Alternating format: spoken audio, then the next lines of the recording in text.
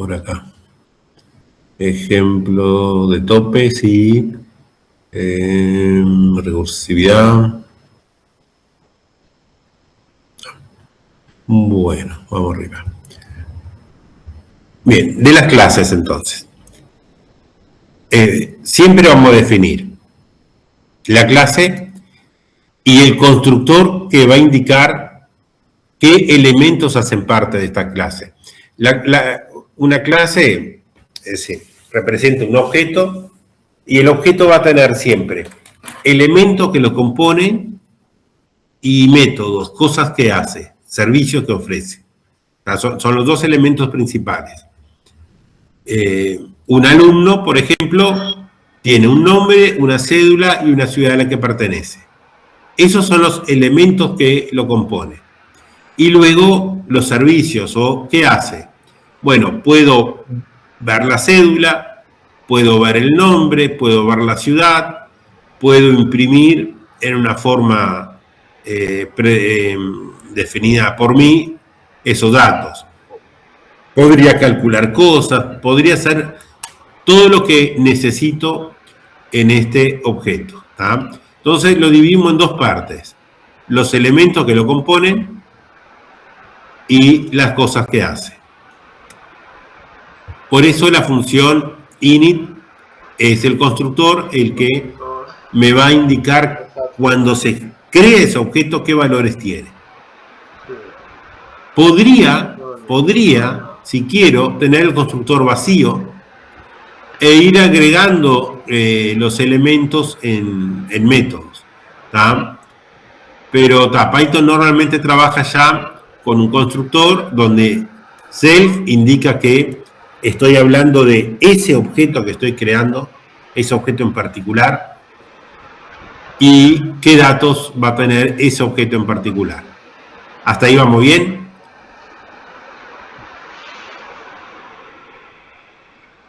Así que, nombre lo ponemos porque queremos, ¿no? Podría ser N y acá podría ser C.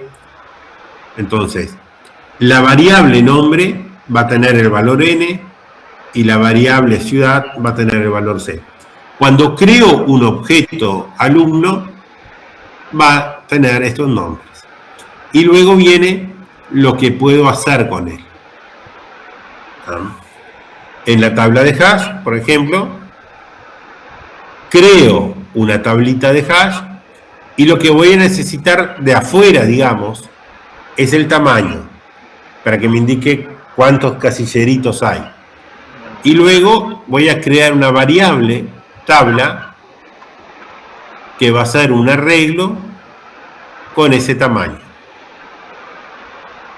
¿Tá? Un arreglo de objetos. Recuerden que en los arreglos siempre tiene que ir el mismo tipo de datos. Y acá empiezan todas aquellas funciones que vimos, que digamos son los servicios que me ofrece la tabla. Por ejemplo, agregar un dato. Self, estoy hablando de este objeto que he creado, una tabla llamada, yo qué sé, lista de alumnos. Estoy hablando de este objeto y el dato que va a ingresar a mi tabla. ¿Ah? En hash debo calcular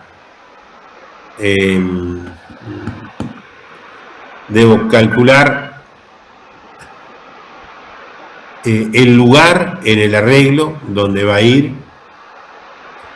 el dato.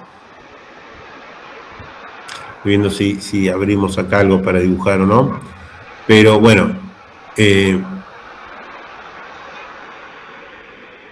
un arreglo es como una fila o una columna, una tablita en Excel, donde cada celda, cada casillero, tiene un valor que empieza en 0, 1, 2, 3 y así sucesivamente, una posición. Y esta función lo que hace es decirme este dato, la cédula, en qué posición de mi arreglo va. Y eso lo van a definir ustedes según alguna política que quieran aplicar para decir, bueno, si tengo una lista de alumnos y los quiero identificar por nombre, este nombre le corresponde la posición 0, 1, 2, 3. ¿Qué posición le corresponde? ¿Cómo podrían hacer ustedes para definir si Juan Pérez le toca el lugar 0, 1, 2 o 3?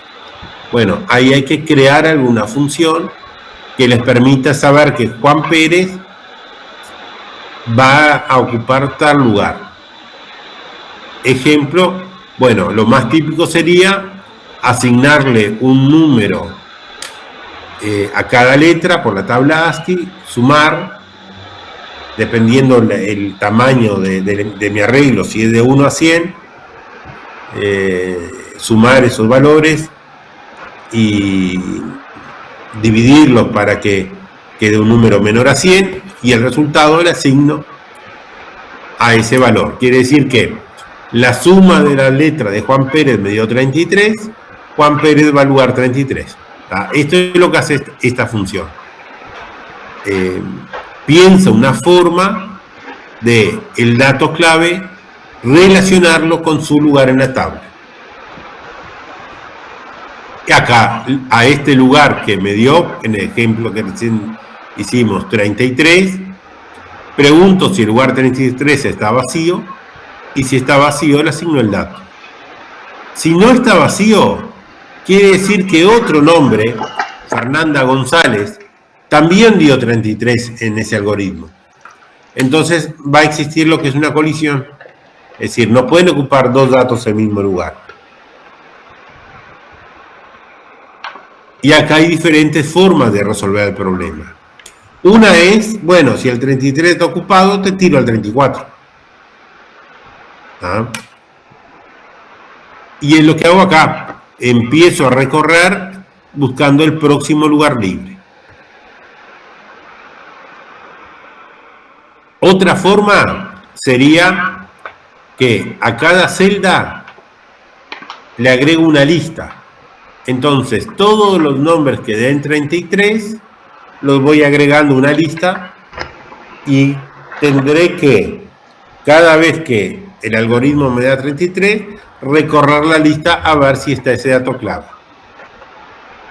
¿Lo mareé con esto o vamos bien? Profe. Sí. Te escucho, Santiago.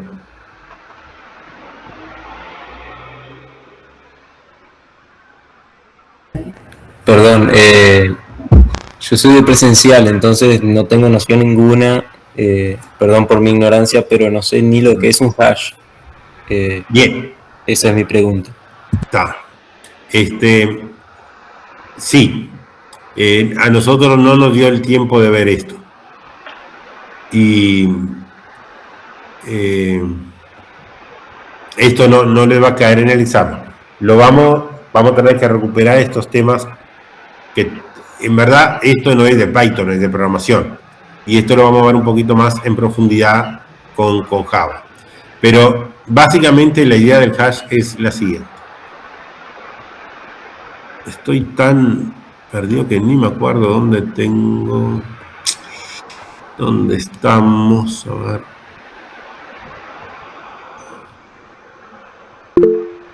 Un segundito, vamos a buscar acá. Profe, entonces ¿significa que habrán dos pruebas o cómo es? Vamos a pensar. Posiblemente algún ejercicio de ustedes sí, es lo que hablé un poco al principio. No vamos a pedir que programen ni hash ni árbol binario. Sí, que puedan aplicar algo. Déjame ver si nos da como para ir viendo algo, por lo menos para que tengan la idea, pero la idea es hacerlo lo más sencillo posible esta vez, ¿no? Déjame ver, ¿dónde tengo el pizarrón virtual?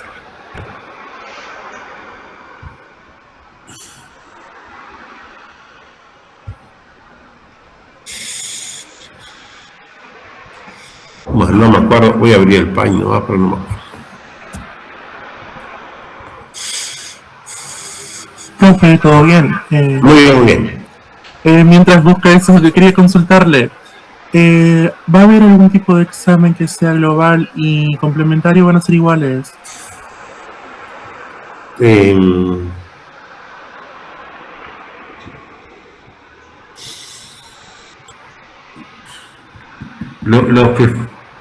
Los que fueron a global,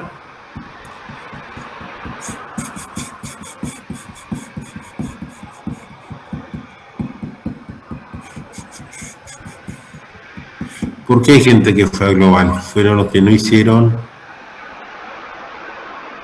alguna de las pruebas,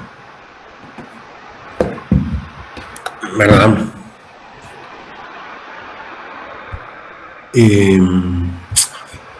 No, van a ser iguales, vamos a hacerlo igual. Y posiblemente, si hay alguna duda, hacemos un oral y ya está. Está buenísimo. Muchas preguntas para el primer día de febrero. Sí, no, estamos todos en un mundo medio carnaval y el cerebro ni funciona ya. Acá, ¿dónde estamos? Bueno, acá. Estimados, para recordar un poco, ¿qué pasa? Nuestras estructuras de datos, cuando queremos manejar una colección, lo que habíamos visto con los compañeros era la estructura clásica, era una lista. Quiere decir que en una lista, por ejemplo, ingresa un dato y el próximo dato se lo va agregando y así dato sucesivamente. ¿Tá? ¿Cuál es el tamaño de la lista? Indeterminado. Puede ir creciendo todo lo que quiera. ¿Cómo se ubican los datos en una lista? Bueno, van ocupando un lugar en la lista.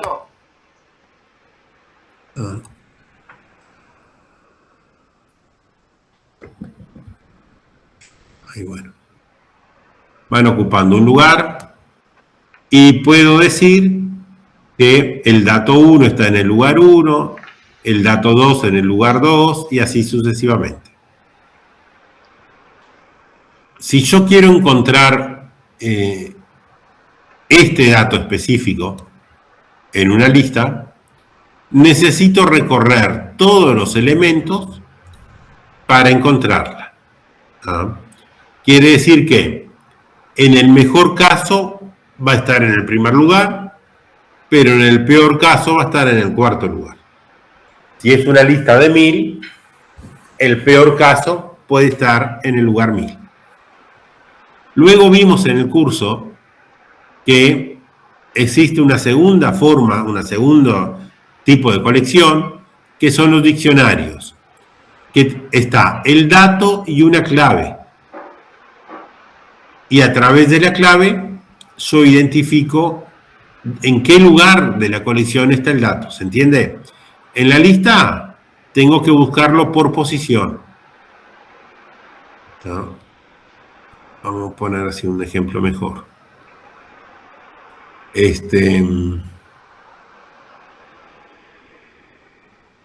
Si en mi dato estos son nombres, ¿no? Y tengo Ana, luego entra Pedro,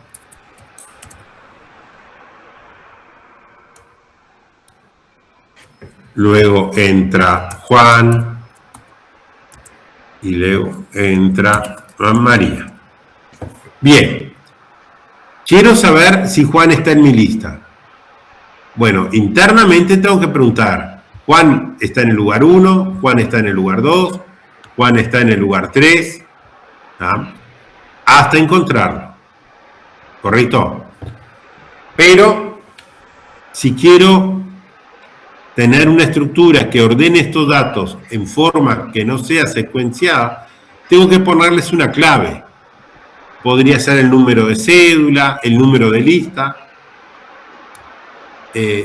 Ana es la 1, Pedro es el 2, Juan es el 3 y María el 4. Entonces, mi diccionario, si le digo dame el dato 2, ya va a saber que quién es quién. También podría decir por el número de cédula. Bueno, Ana termina en el 23, Pedro termina en 11, Juan termina en el 21 y María en el 93. Entonces, si digo 11, ya voy a Pedro. Si digo 21, voy directamente a Juan. Luego, como parte del curso, lo que hicimos fue aprender cómo la máquina los ordena internamente. Y vimos dos estructuras para ordenar estos datos.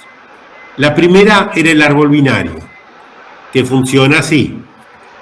Si estos son los números de cédula, y yo qué sé, Santiago termina su cédula en 23, va a ser el primer dato. Pero luego viene Fernando, que su cédula termina en 85. Como 85 es mayor, va a ir de este lado. Viene Ana y su cédula termina en 13. Viene Juan y su cédula termina en 40. Es mayor que el 23, pero menor que el 85. ¿Ah? Y así voy armando un árbol de búsqueda. Fíjense que en este caso, el peor de los casos me va a llevar 3 búsquedas. El óptimo siempre la primera. Si esto fuera una lista, el peor de los casos me va a llevar 5. ¿Ah? El chiste es cómo se programa esto. Y esto se programa con funciones recursivas que van preguntando si el 40, si su nodo izquierdo está libre o si su nodo derecho está libre. Durante el curso hicimos esta programación que la vamos a volver a ver en Java como un repaso. Ya tienen la idea de cómo se programa, pero les digo, en el examen la idea es que sepan aplicar y no nos vamos a focalizar tanto en una programación más difícil. La tabla de hash viene del concepto de arreglos y es así. Un arreglo es una estructura parecida a una lista, pero con un tamaño definido de antemano. Así que el arreglo va a tener un índice, pero tiene un tamaño fijo. ¿Qué ventaja y desventaja tiene el arreglo? La ventaja es que el acceso es mucho más rápido. Si yo le digo al compilador, anda al lugar 4, él viene directamente acá. En el árbol binario tiene que ir recorriendo los nodos y en la lista recorriendo lugar a lugar. ¿Correcto? Entonces, el arreglo es la forma más rápida de acceder a la información. ¿Cuál es el tema? Bueno, tengo que saber a qué lugar del índice quiero ir. Entonces, una tablita de hash es una forma de colocar información en cada lugar del arreglo, si esto fuera una columna de Excel, en cada celda, y una función me dice aquella clave que identifica al dato, a qué lugar le corresponde. La función más clásica, yo qué sé, si mi cédula es 444/6 y mi arreglo es del 0 al 9, puedo hacer una función que me dé el dígito verificador y a ese lugar va el dato, ¿se entiende?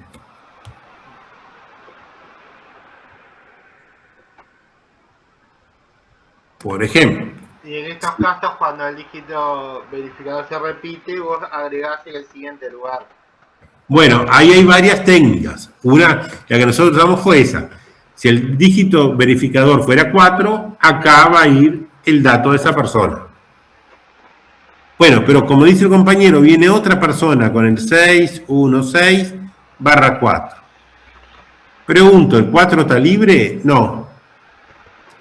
Una técnica es pasarlo al 5.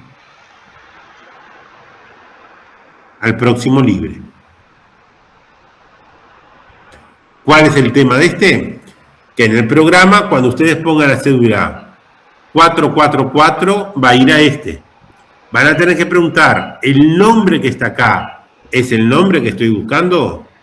Porque cuando pongan 616/4, él va a ir a este. Y no va a coincidir. Entonces va a buscar en el próximo. Ese es el paso que tienen que cuidar en esta tablita de hash. Otra técnica es hacer acá una lista. Entonces acá poner al 616. Y si viene otro con -4, también iría acá. ¿Se entiende? Todos los 4 en una lista. Te quedaría medio como una matriz ahí. Quedaría, claro, parecido porque quizás este no tiene, esta lista está vacía y esta lista puede tener un elemento y esta 4. No queda tan cuadradito como la matriz. Pero sí es la idea. Una matriz de diferente largo de fila. Claro.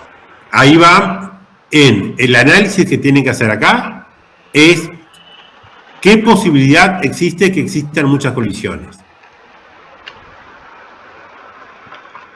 ¿Se entiende? Si yo tengo un arreglo de 10 lugares y tengo 10 alumnos, es muy probable que varios tengan el mismo número de cédula, el mismo dígito verificador. Entonces tengo que decidir si lo voy corriendo un lugar o si armo una lista con cada alumno con ese número verificador. Claro, eso es una tablita de hash.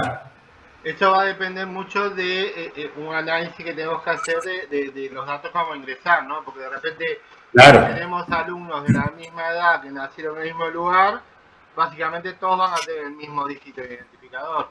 Claro. Si vos tenés una situación que se va a dar muchas colisiones, muchas, te conviene la lista. Porque qué gracia tiene la tabla de hash si cada vez que venís tenés que salir a recorrer dónde está el dato correcto. ¿Se entiende? Porque claro, si varios, somos muchos los que coincidimos con el dígito verificador, el primero que entró va a estar en su lugar correcto, pero los demás van a estar lugares hacia abajo. Y después viene alguien con el 5 y el dato está ocupado por uno con el 4. Entonces, no, me conviene tener una lista. Pero si es poca la posibilidad de colisión, es más rápido no tener listas. Pero es un tema para charlarlo, no es para amargarse en este curso. Pero principalmente para Santiago, que preguntaba, la parte del curso que nos faltó a nosotros fue esta. Bueno, los diccionarios, ¿cómo se programan? ¿Cómo se programa una tablita de hash? A través de un objeto. Bueno, creamos el objeto y luego creamos estas funciones que me van a permitir ingresar un dato, verificar que no exista la colisión, si existe, qué política tomo, eliminar un dato. Si es una lista, lo elimino y no hay problema porque la lista se acomoda sola. Pero si no estoy usando listas y elimino este 4, tengo que verificar que esto no quede vacío. Tengo que pasar algún 4 para acá. Entonces, todo eso hay que ir previendo en las funciones de esa clase hash. que lo hicimos como forma de ejercicio para aprender, porque los lenguajes ya lo tienen programado, ¿no? No estamos reinventando la rueda, pero con un propósito de entender cómo funcionan esas estructuras. A no ser que ustedes necesiten un caso particular, normalmente van a usar la que ya está programada por el lenguaje. Entonces, sí, les dejé, Santiago, en CREA las clases que dimos en el semipresencial, los objetos de aprendizaje que fuimos creando. Den una mirada en esto, en el concepto de hash y en el concepto de árbol binario. ¿Ah? No les vamos a pedir en el examen, entonces, que programen algo complicado,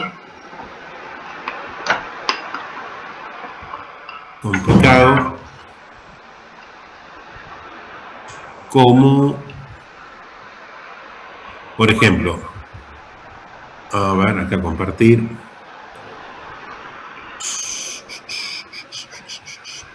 Como un hash, programar, yo qué sé. Hash hasta que no es tan complicado. El que es más difícil es el árbol binario. Ahora vamos a ver el array con tope, se me había pasado. Posiblemente lo más complicado es, no sé. Ahí va. Podríamos pedir crear una función que para la dispersión, es decir, para identificar en qué lugar va, si hay colisión, que agregue un elemento en la lista, en vez de salir acá a buscar un elemento libre, que es bien fácil. Lo más complejo que podemos pedir es eso, más complejo que eso no se va a pedir porque no es la idea. Pero ya les digo, en hash y árbol binario, lo más importante es que entiendan un poco el funcionamiento y no nos vamos a matar en funciones más complejas. Vuelvo acá para el arreglo con tope. Que se me estaba pasando.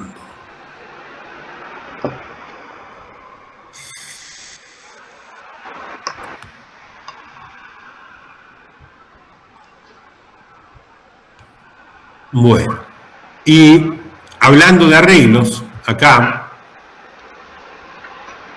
uno de los formas de uso de arreglo que hay es el siguiente. Suponemos que tenemos un arreglo y el arreglo se crea vacío y a medida que van llegando los datos, los voy ingresando.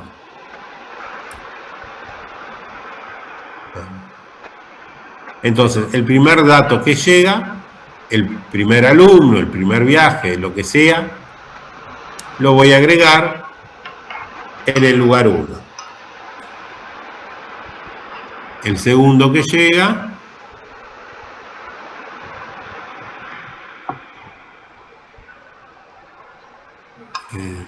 vamos acá con esto, más fácil. El segundo que llega, lo agrego en el lugar 2.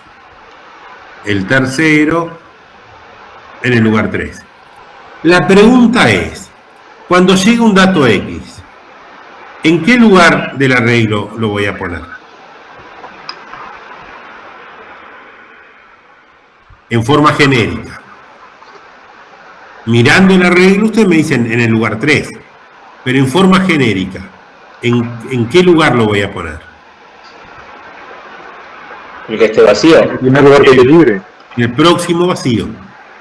¿Ah? ¿Cómo sabemos cuál es el próximo vacío? No, Podemos usar una variable auxiliar. ¿Cómo? Que vaya Perdón. contando. Usar una variable auxiliar que vaya contando. Ahí está. Porque la forma, digamos, de fuerza bruta que podíamos usar es ir recorriendo el arreglo y preguntar, ¿tú tenés datos? ¿Tenés datos? ¿Tenés datos? No tengo datos, entonces va acá.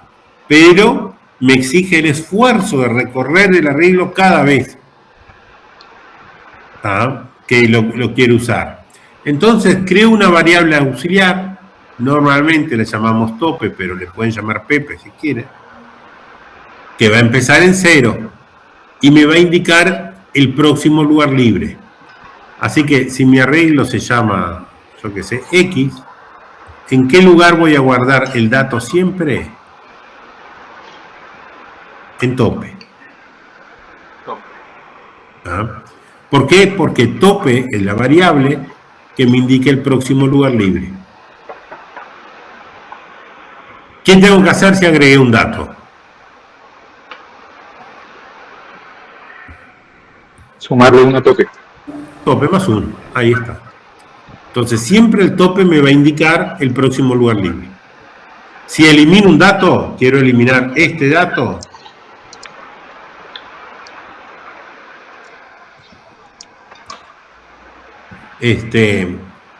Bueno, en este tipo de estructura se me genera un problema, porque el tope me va a indicar el próximo lugar libre y no deberían quedar datos libres. ¿Qué tengo que hacer?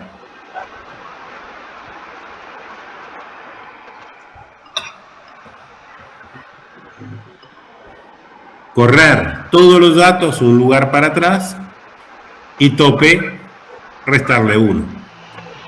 Para que al final el A se va de acá, viene para acá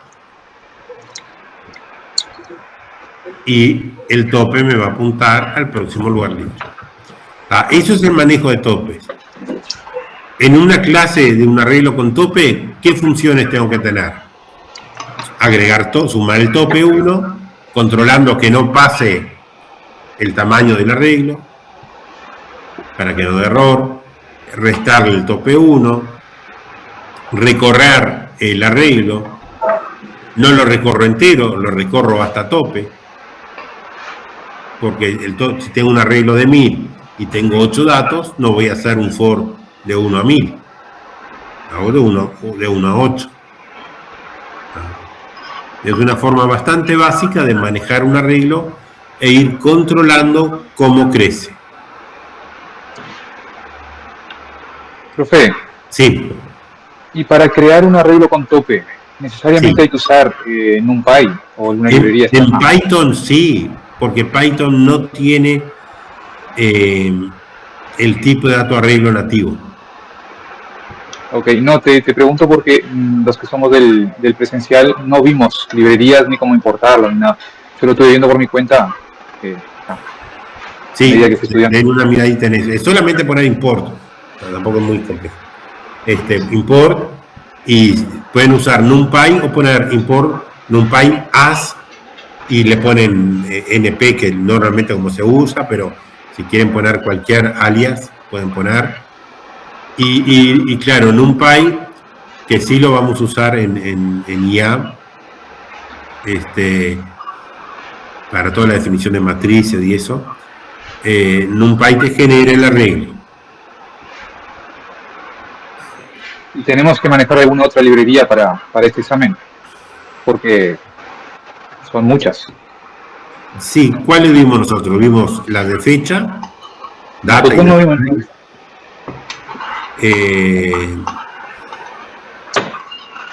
la random, la de aleatoria, esta como random.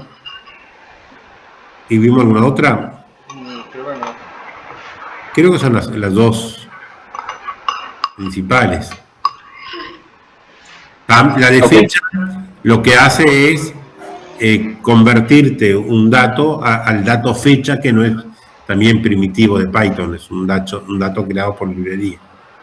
Entonces con eso tenés las funciones que ya te calcula si la fecha es válida, suma de fechas,